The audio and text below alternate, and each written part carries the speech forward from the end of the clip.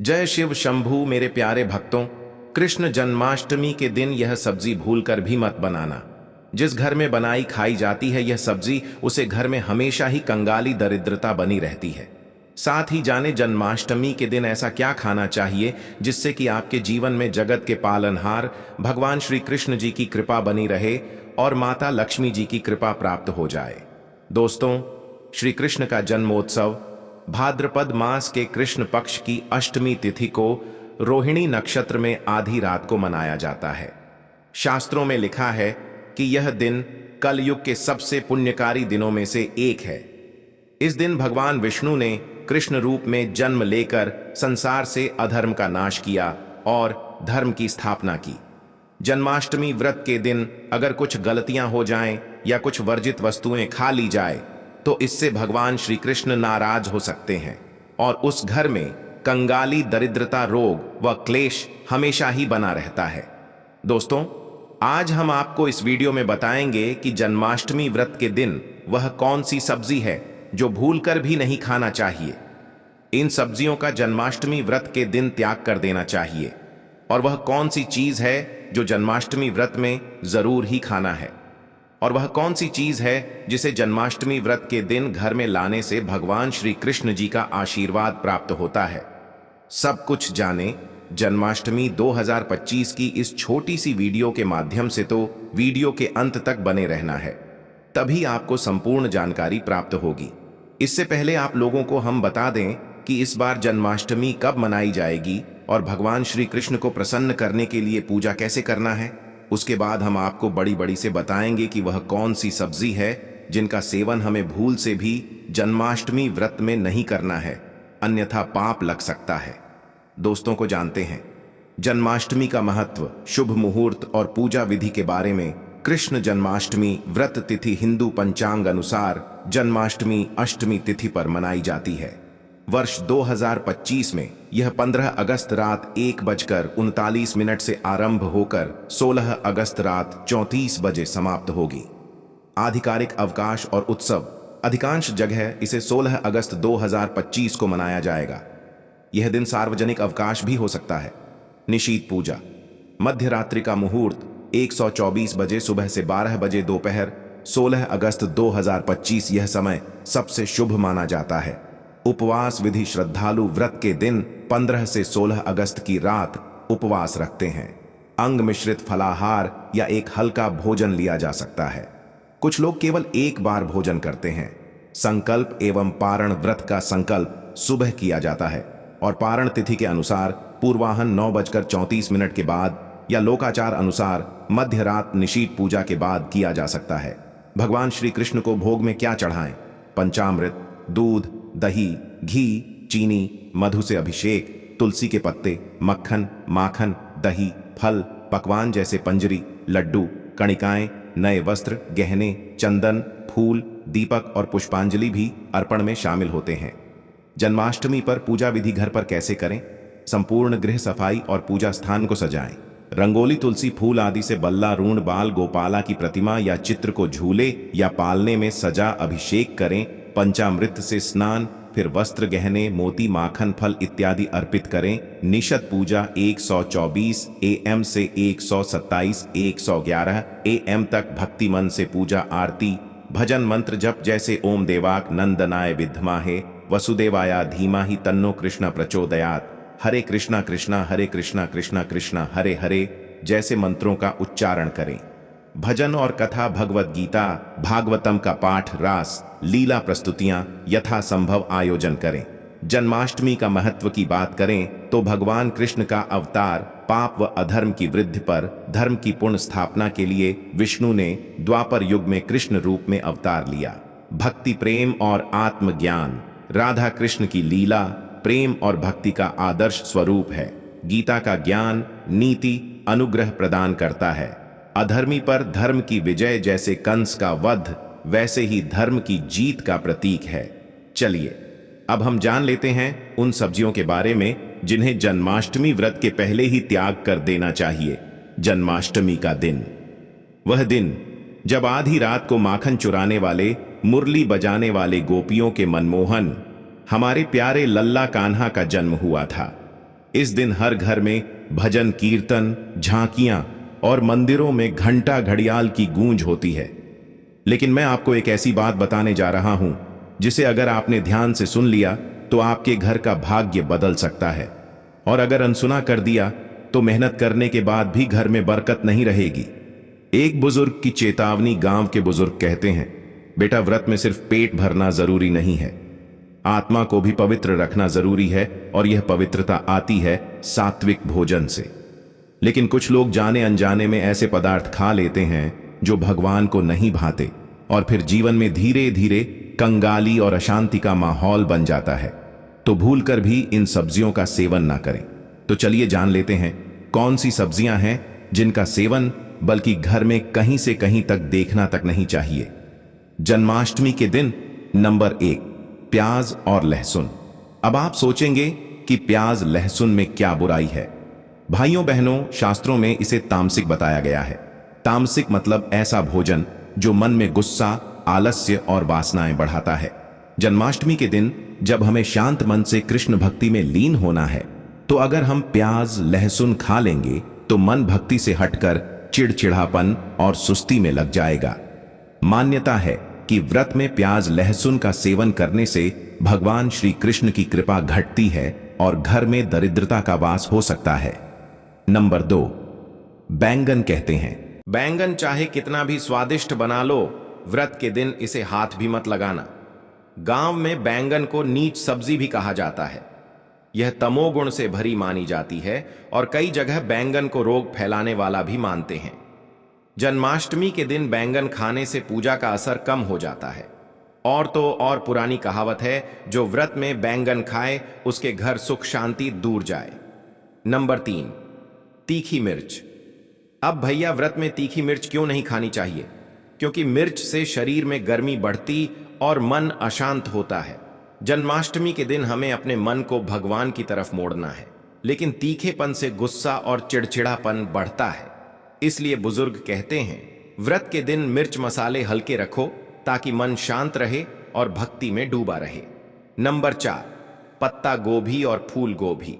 यह सुनकर आपको अजीब लगेगा, लेकिन पत्ता गोभी और फूल गोभी को जन्माष्टमी व्रत में वर्जित माना जाता है, क्योंकि इन सब्जियों में कीटाणु और छोटे कीड़े अंडे ज्यादा होते हैं जो दिखते नहीं लेकिन होते हैं। व्रत में तो हमें शुद्ध पवित्र भोजन चाहिए और यह सब्जियां अशुद्ध मानी जाती हैं। कहते हैं इनका सेवन करने से पूजा में अड़चन आती है। नंबर 5, मसूर दाल, छोला, राजमा व्रत में भारी और पचने में कठिन दालें नहीं खानी चाहिए। मसूर दाल, छोला, राजमा ये सब तामसिक मानी जाती हैं। इनसे शरीर में भारीपन आता है और भक्ति की ऊर्जा कम हो जाती है। तो यह थी वह सब्जियां जो हमें जन्माष्टमी व्रत पर भूल कर भी नहीं कहना है। जन्माष्टमी का व्रत केवल भूखे रहने का नाम नहीं है, यह आत्मा को शुद्ध करने का एक मौका है। इसलिए इस दिन प्याज, लहसुन, बैंगन, तीखी मिर्च, पत्ता गोभी, फूल गोभी, मसूर, राजमा, छोला जैसी चीजों से दूर रहो। व्रत में सिर्फ सात्विक भोजन, फल, दूध, सूखे मेवे, सेंधा, नमक वाली हल्की सब्जियां ही भगवान को भाती हैं।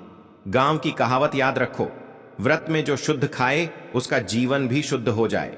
तो इस जन्माष्टमी लल्ला के जन्मदिन पर अपने घर में केवल पवित्र भोजन ही बनाओ, ताकि भगवान कृष्ण की कृपा बरसे और घर में कभी कंगाली का नाम ना ले। दोस्तों, शास्त्रों के अनुसार जन्माष्टमी को सभी तिथियां में सर्वश्रेष्ठ कहा जाता है, क्योंकि इस दिन भगवान श्री कृष्ण और माता लक्ष्मी जी की पूजा करने से व्यक्ति को सभी भौतिक सुख सुविधाओं की प्राप्ति होती है एवं सभी प्रकार के रोग, अष्ट, दुख, दरिद्रता से सदा के लिए मुक्ति मिलती है। साथ ही जन्माष्टमी के इस अति पावन दिन में कुछ विशेष उपाय करके व्यक्ति अपने जन्म जन्मांतर में किए गए सभी पाप कर्मों से भी छुटकारा पा सकते हैं। दोस्तों, आगे बढ़ने से पहले आपसे रिक्वेस्ट करते हैं कि वीडियो को लाइक जरूर करिएगा और जय श्री कृष्ण, ओम नारायण नमः अवश्य लिखना, जिससे कि माता लक्ष्मी की कृपा सदैव आप और आपके परिवार पर बनी रहे। तो दोस्तों, अब जानते हैं जन्माष्टमी पर ऐसे जो आपको जरूर आपकी जीवन में सभी चीज आपके मन मुताबिक हो, आपके अनुकूल हो, पुत्र की प्राप्ति हो, संतान का मंगल हो, संतान के जीवन में कभी कोई परेशानी ना आए। इसलिए हर एक माता पिता को इसे एक विशेष चीज का सेवन जन्माष्टमी के दिन जरूर कर लेना चाहिए। साथ ही कुछ ऐसी चीज भी हैं जो आपके घर में जन्माष्टमी पर भूल कर भी नहीं बननी चाहिए। उनके बारे में दोस्तों की जन्माष्टमी की पूजा और प्रसाद में आप अंगूर अवश्य लेकर आए, क्योंकि अंगूर श्री कृष्णा जी को बेहद प्रिय है और भगवान श्री हरि विष्णु जी को 5 प्रकार के फल, जिसमें केला, अंगूर, आम, पपीता, नारियल शामिल है, अर्पित करने चाहिए। आप अपने मन के अनुसार फल लाइए, लेकिन अंगूर, केला, पपीता अवश्य होना चाहिए। पर यदि किसी कारणवश आप इनमें से कोई भी फल अर्पित ना कर पाए तो मिश्री या किशमिश का भी भोग भगवान को लगा सकते हैं, क्योंकि जगत के पालनहार भगवान श्री कृष्ण आपके सच्चे भाव, प्रेम एवं भक्ति को देखते हैं।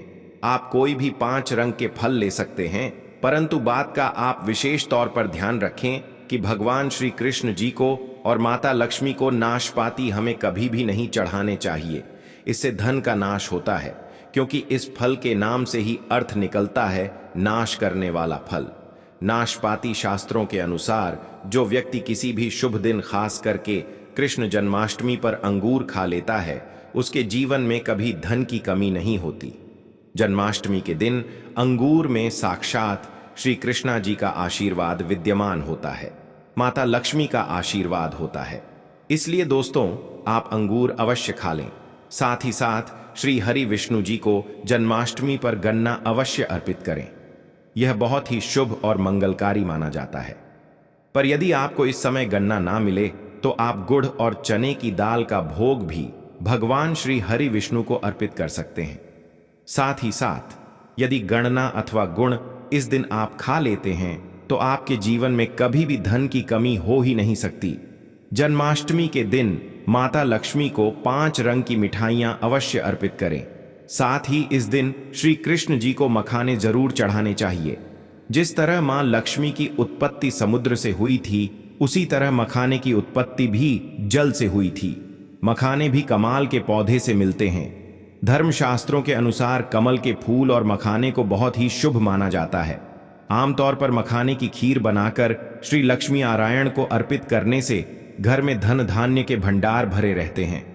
जन्माष्टमी की पूजा में भगवान श्री कृष्ण जी को जो भी व्यक्ति दूर्वा घास अर्पित करता है तो उसे कोई भी गरीब नहीं बन सकता। ऐसा व्यक्ति स्वयं ही धनी हो जाता है। इस दिन प्रसाद के रूप में दूर्वा घास अवश्य लाना चाहिए और पूरे परिवार को खिलाएं। भगवान श्री कृष्ण की कृपा हमेशा आपके परिवार पर बनी रहेगी। जो व्यक्ति जन्माष्टमी के दिन श्री कृष्ण को गाय के दूध से बनी खीर अर्पित करता है तो उसकी कुंडली के सभी ग्रह नक्षत्र उसके अनुकूल हो जाते हैं। उसे धनी होने से कोई भी नहीं रोक सकता। श्री कृष्ण जी को अर्पित करके प्रसाद स्वरूप में पूरे परिवार को यह जरूर खिलाएं। इससे बंद किस्मत के ताले भी खुल जाते हैं। धन, संपन्नता, ऐश्वर्य उसके जीवन में हमेशा वास करते हैं।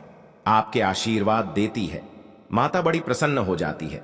इसी के साथ दोस्तों, आपको भगवान श्री कृष्ण को जन्माष्टमी के दिन दही और मक्खन का भोग जरूर ही लगाना चाहिए।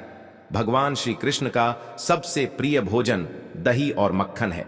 जो कोई भक्त जन्माष्टमी के दिन दही मक्खन का भोग लगाकर उसे परिवार सहित स्वयं चुपचाप खा लेता है, उसके जीवन के सभी दुख, दर्द, कष्ट हमेशा के लिए समाप्त हो जाते हैं और भगवान श्री कृष्ण माता लक्ष्मी की कृपा से इतनी धन दौलत आती है कि वह करोड़पति बन जाता है। दोस्तों, शास्त्रों में बताया जाता है कि जन्माष्टमी के दिन में सीताफल जरूर खाना चाहिए। सीताफल खाने से 10 ऐसी बीमारियां हैं जो खत्म हो जाती हैं। माना जाता है जन्माष्टमी के दिनों में सीताफल का घर में प्रवेश होना बाद ही शुभ माना गया है, क्योंकि इसमें माता पिता का आशीर्वाद मिला हुआ होता है। माना जाता है भगवान राम के वनवास के दौरान माता सीता ने यही फल खाया था। जन्माष्टमी के दौरान उसे दुखों का सामना नहीं करना पड़ता। सीता फल आपको जरूर खाना चाहिए। माता पिता प्रसन्न होती है और आशीर्वाद देती है।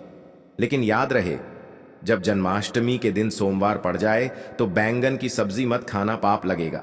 बंद जूस नहीं पीना चाहिए, तो याद रखें उसमें नमक ना डालें, नहीं तो व्रत टूट जाएगा।